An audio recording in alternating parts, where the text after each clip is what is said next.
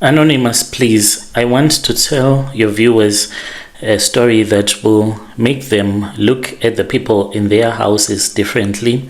You see, I am a woman.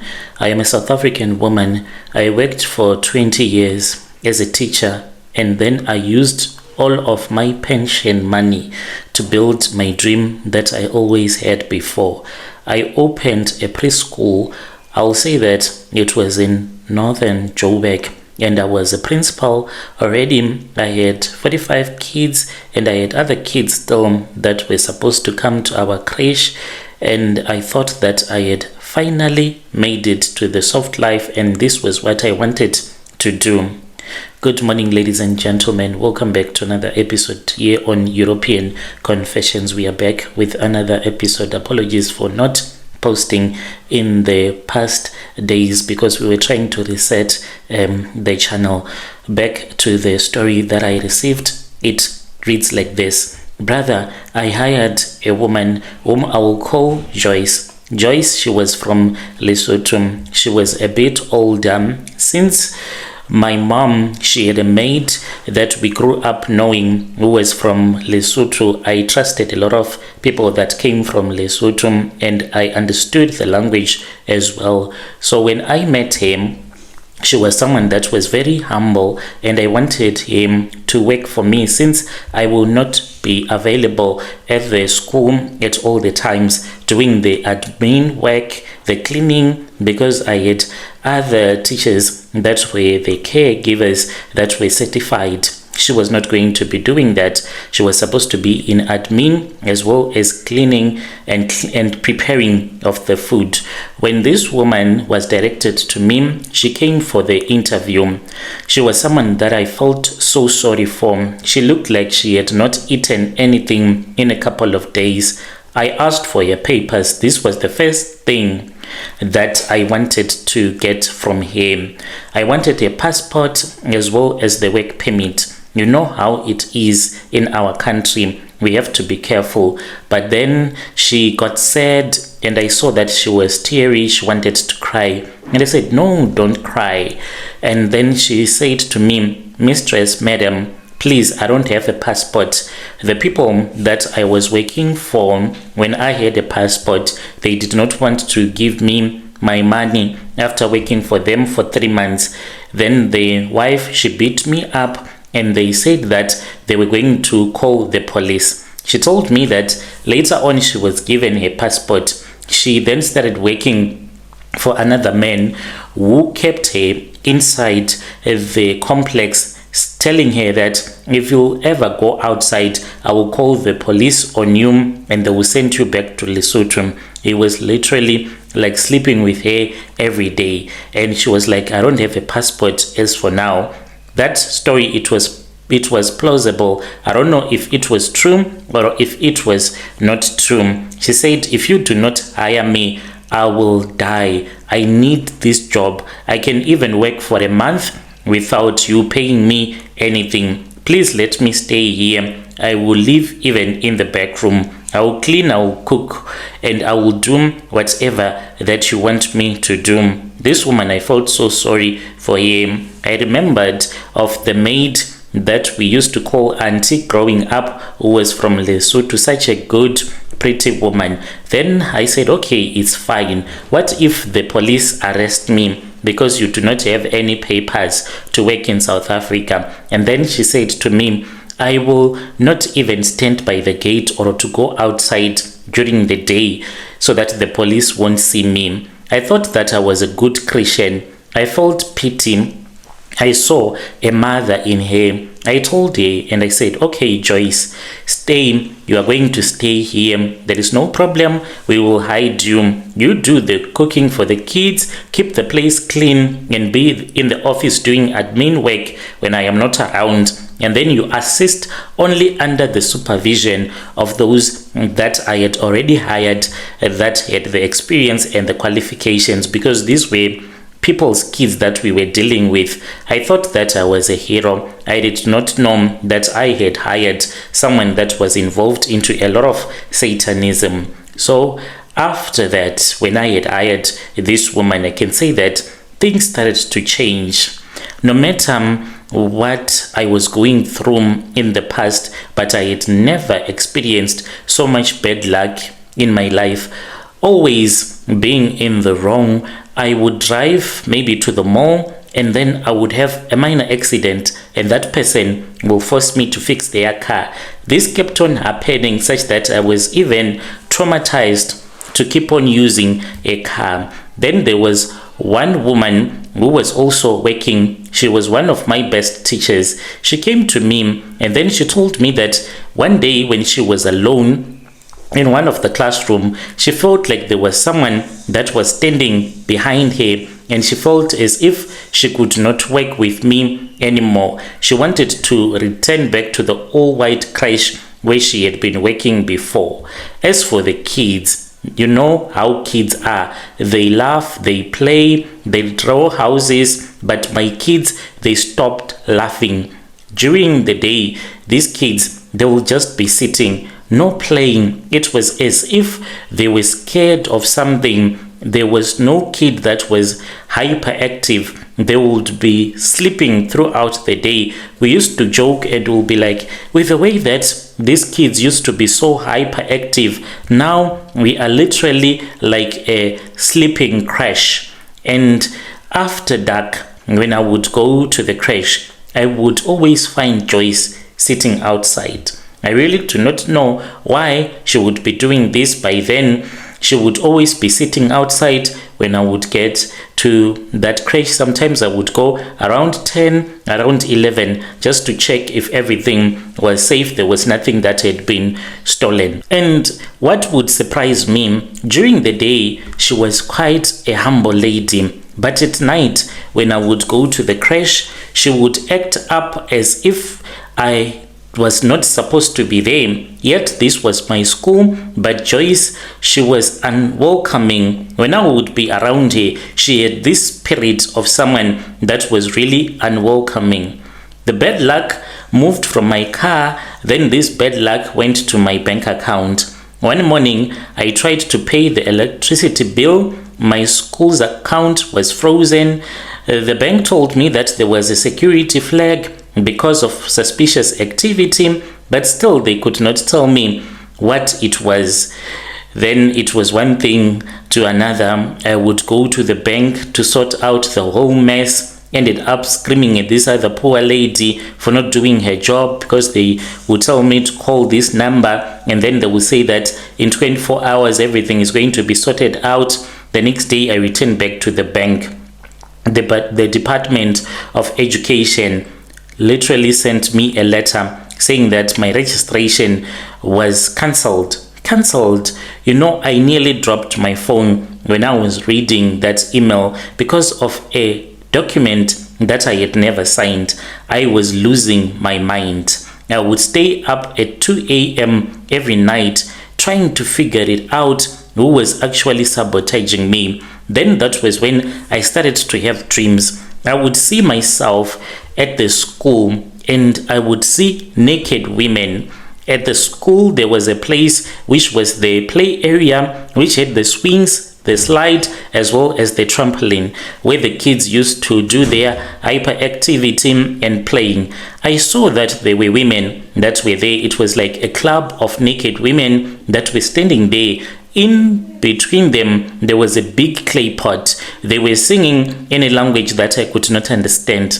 This kept on happening again and again. I would pray, and each and every morning after having such a terrible dream, when I would wake up, one thing that I was sure about, I would have this terrible headache. All the people that were working for me at the school, they left because these kids, they stopped coming to the crèche. I really do not know if the parents, they were suspicious of something, but they stopped bringing their children to my crèche. We ended up with only 10 from a number of about 45 to 47, because there were other parents that came and forced us to take their children so that they can attend my crèche. But now there was no one who wanted to have their children at my crèche. One day I had a weird dream, and I had someone that told me to go to the crash. It was no longer a crash, really. It was just a house. I was even thinking of having people rent out so that I can be able to pay the bills. I then went to the crash. It was at night. I parked my car somewhere else. This was a voice that was telling me to do all of these things. I walked on foot. I was scared because my crash, it was close to a highway, and I knew that I might get robbed. So I just went there without a phone. I was just walking, and I did not even meet anyone. I parked my car about 1 kilometer away from the crash, and then I walked. When I reached the gate, what I saw, my brother, everything that I had seen in my dreams, I saw that at the playground area, there were women. There were 6 women that were there. They were naked. And Joyce, I saw that it was her because of her body structure. I immediately recognized that woman as Joyce. They all looked at me at once as if they were controlled by the same person. What really surprised me, my brother, was that they all disappeared. As for Joyce, she had this Lesotho blanket that she had around her waist. And then she ran towards me and she said, "Oh, madam, what are you doing here so late at night? What are you doing here? What if you see something that you're not supposed to see?" And I said, "Joyce, what are you saying? This is my school." And then she just remained quiet. Whilst we were talking, she did not want to look at me in my eyes. Her breasts were outside. She was naked, except for that black Lesotho blanket that she had around her waist. She then told me that she wanted to return back to her room. I was shaking by then. I went back to my car. When I went back to my car, my brother, I felt as if there was someone that was with me. I drove straight to the pastor's house and I told the pastor everything that had happened. I was then told by the pastor that we needed to pray. We prayed and the pastor said, "Let us wait for one of the other regional elder that would come and pray for my school." By the time that we went to the school, it was somewhere around 2 a.m. And when we got there, to my surprise, the gate was wide open. As for Joyce, she had left. She collected everything. When we entered into a room, there was nothing. There was nothing. The whole room was empty. Joyce cleaned that room and she mopped it and she burnt some of the things. I don't know what she burnt, but we saw that at the back of this other small cabin there was smoke. We went to the back of that cabin and we saw that Joyce had burnt something. But the next morning when I returned back to the school, I saw that there was a tail of a cat that was close to the place where she had burnt whatever. I don't know if she cut the tail of that cat or what had happened, but it seemed as if this cat had been killed a long time ago, or maybe she had picked up that cat when it was dead, because the tail, it was really dry.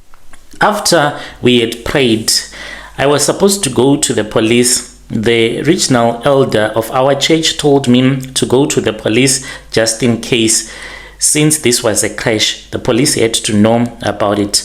But when I got into my car, I just felt lazy and I went home. The moment that I went to bed, because I was really tired, because the previous night I did not sleep, going to the pastor's house and going to the crash, praying and waiting for it to be morning. It was so exhausting for me. So when I went to bed, I saw a snake. This snake, it was close to my bedroom lamp, and it was a green viper that was in my house. It was looking at me, and then it changed and it became Joyce, and then it disappeared. Brother Nashim, this woman, I never saw her again. To this very day, I lost so much money. I tried to re-register the school. I was just being moved from one post to another, being told to fix that, to fix this. I even sold my car because I needed the money to keep up with the bills, because the school was open, but I was running this school without any registration. And since I could not keep running this school because I was afraid that I'll end up being arrested for running a fly by night, the time when I decided to close that school, I had demons that were celebrating in that week when I ended up closing my school. I would hear demons that would be laughing in my house starting from around 6 p.m.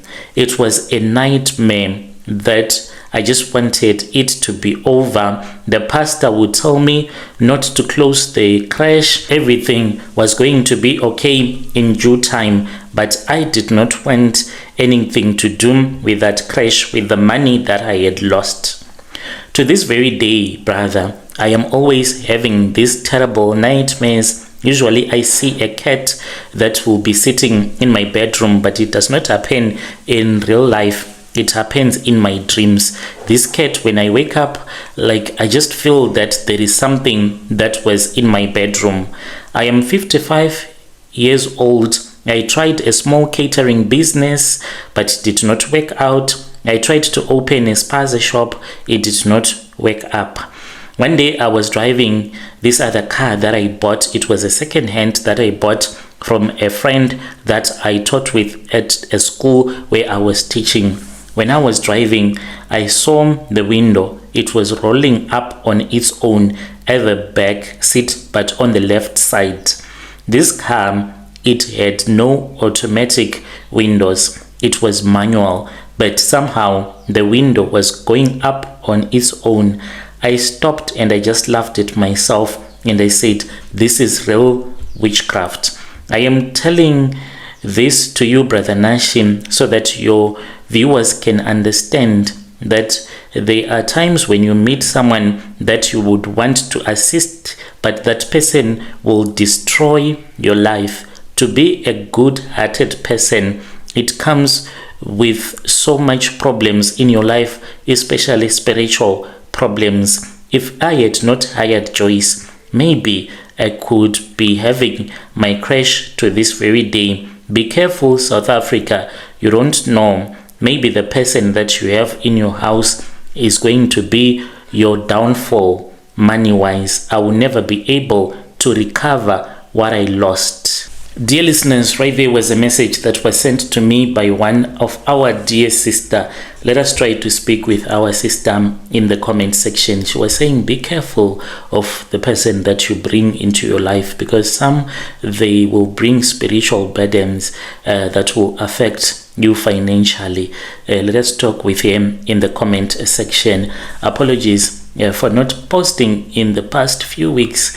We were trying to reset the algorithm because there is a new algorithm. Some of you, sometimes you might not be getting the notifications, or on your homepage you might not be seeing the confessions from this channel. It is because of the way that the algorithm has been pushing mainly your shorts instead of these long form videos. So a lot of content creators, they are also experiencing that same challenge of not getting views. So we were trying to reset our channel so that the algorithm can start afresh on clean data. So please keep on supporting us on this channel. Let us help our dear sister in the comment section. Thank you very much for watching.